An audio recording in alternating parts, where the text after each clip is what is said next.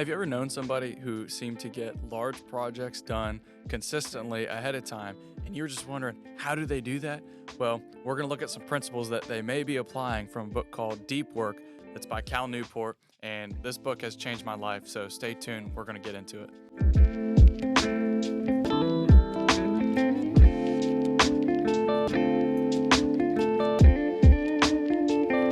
Hey, my name is Michael, and today we're going to be reviewing a book called Deep Work. It's by author Cal Newport, and this guy's really smart. He wrote this book, and I read this probably 4 years ago, and it really changed the way that I worked and brought some things to my attention that I had no idea I was doing, and I'm really glad that I learned the lessons from the book. The book opens up with examples of different people like J.K. Rowling, Bill Gates, and Cal Newport himself, and they were able to finish certain projects or get things done by completely eliminating themselves from daily life. Now, not everyone can do this, and I've been on a Cal Newport kick recently, and he repeatedly says that some of his methods can't be completely applied in every job, but for the information worker today, a lot of the habits can be applied. So he uses those people to say, if you can just get away or block off long periods of time to work on something instead of just doing 20 minutes or just doing an hour, then you're going to be able to get into what's called a flow state. And maybe you've worked on something before where time just seemed to fly by and you were super laser focused. And he says if you can get into that flow state consistently over time, you're going to be able to produce work that is going to be very hard to beat. Cal Newport defines deep work as professional activities in a distraction-free environment that push cognitive abilities to their limit. These efforts create a new value and improve skills that are hard to replicate. So a big, long definition, but what he's saying is this is for work. So you don't try to apply efficiency principles with your family. Okay, don't do that. Value your family, spend the time that they need. You're not trying to be efficient with people. You're trying to be efficient with tasks. And a way that you can do that is by blocking off time so that you don't get distracted very often.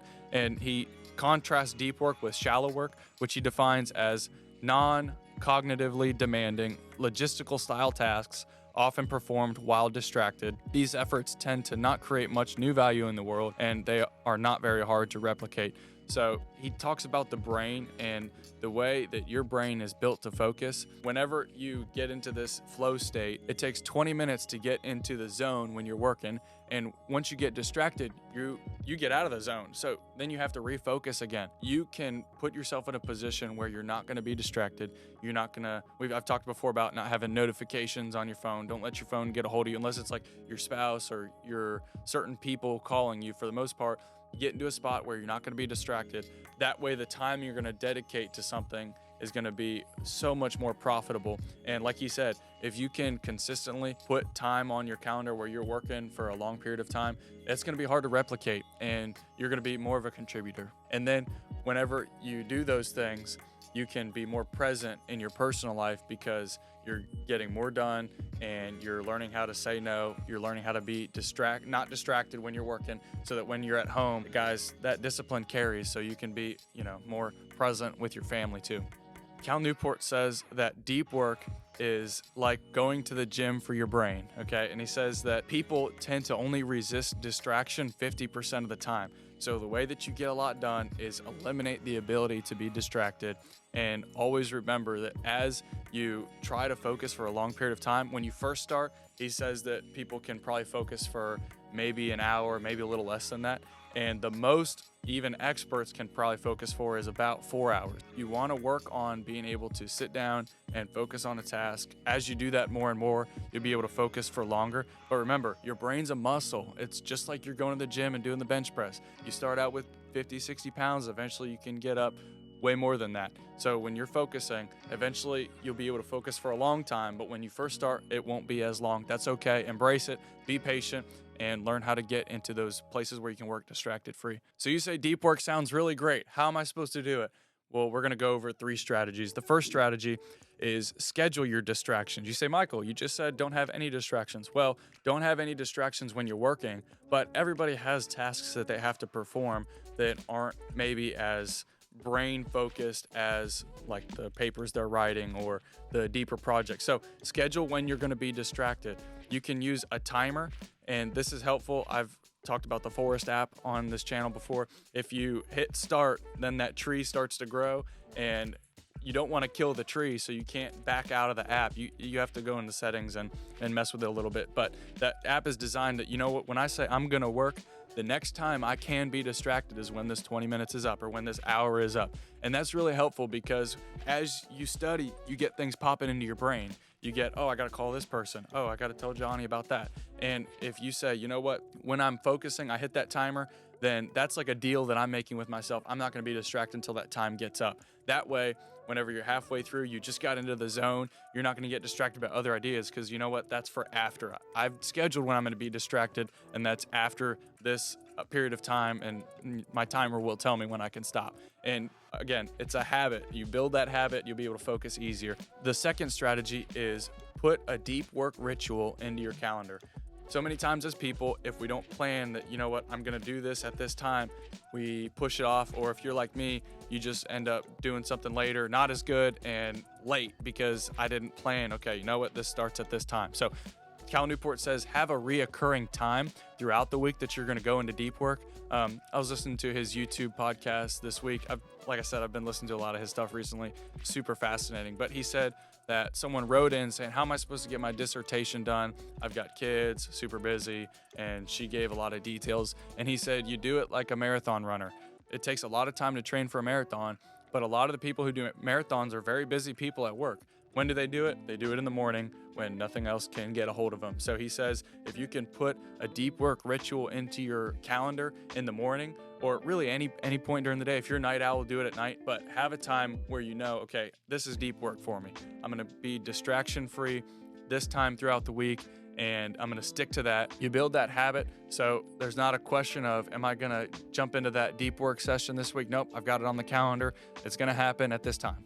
The third strategy you can use to get into more deep work sessions is have a shutdown time. Now, I didn't used to have this until 2 weeks ago, so I'm trying this now, but it's a time during the day where you say, you know what, work ends here, and I'm gonna put the rest of my tasks at a different point in the week, and I'm gonna schedule them to be done. And when you do that, then your mind can be like, okay, you know, like I'm still gonna have this done at this later time, and you're gonna be able to shut down and not have to be as focused on work the whole evening. Now, I'm a youth pastor, so that's not a foolproof scenario, because there's a lot of things that come up, and that I love it. I love to be able to help the people I can, but some things come up that aren't scheduled, and so I'll be, you know, working one night late, and then I thought that I wasn't gonna be. That's okay. This isn't like you have to follow this system all the time. It's just when you can control your week, follow this system, it's going to be less stressful. Now, when you do this evening shutdown, there's so many perks that come from it. One is that you're going to get better sleep, because you're going to not be wondering, okay, for me, when am I going to do my staff notes? Okay, I couldn't do it today that I planned to do it. Well, now I'm going to do it next week at this time. So you'll be able to sleep better.